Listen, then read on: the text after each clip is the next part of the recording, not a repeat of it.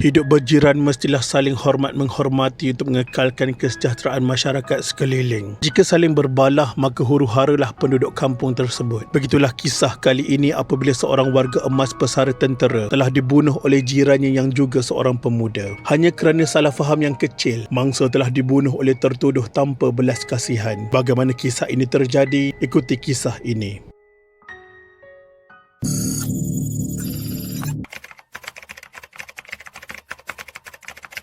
Pesara polis meninggal dunia selepas dipercayai dipukul dengan objek keras oleh lelaki kurang sioman di kampung apa-apa Meranti pada 25 Januari 2018.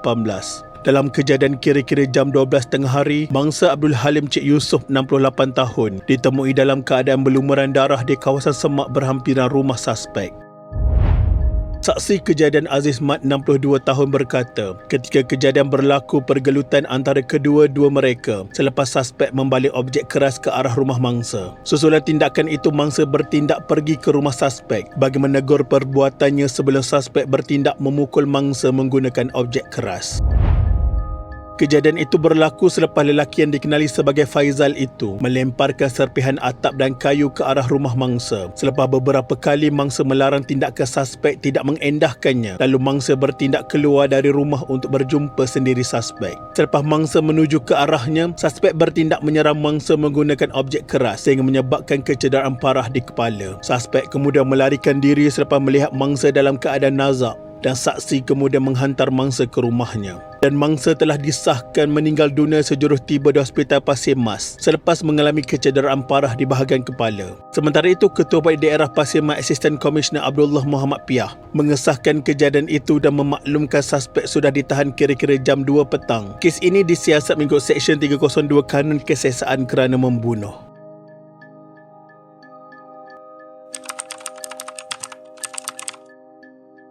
Pada 26 Januari 2018, suspek dipercayai memukul pesara polis menggunakan objek tajam hingga maut disahkan positif dadah. Pihak polis berkata ujian air kencing dilakukan terhadap suspek berusia 38 tahun itu positif dadah jenis metafetamin. Terdahulu, suspek direman 7 hari bermula 26 Januari 2018 sehingga 1 Februari 2018. Perintah tahanan reman dikeluarkan pendaftaran Mahkamah Magistrate Kota Baru, Rosli Ahmad. Tertuduh yang juga merupakan seorang penganggur didakwa di Mahkamah Magistrate pada 1 Februari 2018 atas tuduhan pembunuhan ini. Bagaimanapun, tiada pengakuan direkodkan daripada tertuduh Muhammad Rozani Yahya yang berusia 38 tahun selepas pertuduhan dibacakan di hadapan Magistrate Yusof Abdullah. Mengikut pertuduhan, lelaki ini didakwa membunuh Abdul Halim Cik Yusof di tepi rumah di kampung apa-apa Bunut Susu, Pasir Mas jam 12 tengah hari pada 25 Januari 2018. Pendakwaan dikendalikan Timbalan Pendakwa Raya Mak Firdaus Idris dan tertuduh tidak diwakili peguam.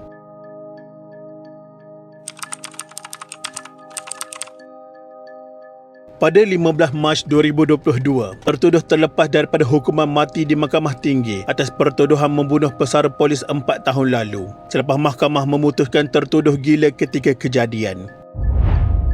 Tertuduh Muhammad Rozani Yahya 43 tahun yang memakai kemeja putih dan berseluar jin kelihatan tenang selepas keputusan mahkamah itu dibacakan. Pendakwaan dikendalikan Timbalan Pendakwa Raya Khairul Anwar Wahab, manakala tertuduh diwakili Peguam Zamiri Mat Nawang.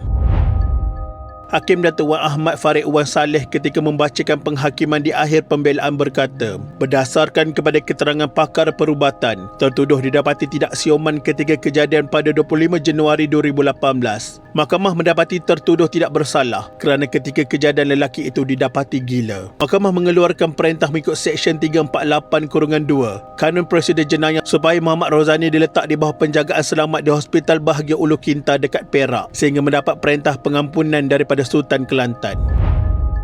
Wan Ahmad Farid memaklumkan Muhammad Rozani mempunyai kad orang kurang upaya OKU mental sejak 2004 selepas dirawat di Wad Sakit Jiwa Hospital Raja Perempuan Zainab II. Menurutnya, pihak hospital mengesahkan tertuduh mengalami masalah mental kerana pengambilan dadah. Maka berakhir kisah tragis ini. Apa yang berlaku tidak boleh diputar kembali. Tertuduh telah pun dikenakan hukuman dan semoga dia berubah lebih baik dengan diberikan kesembuhan kepada dirinya. Semoga Allahyarham Abu Halim Cik Yusof diampunkan segala dosa dan ditempatkan dalam kalangan orang-orang yang beriman. Al-Fatihah.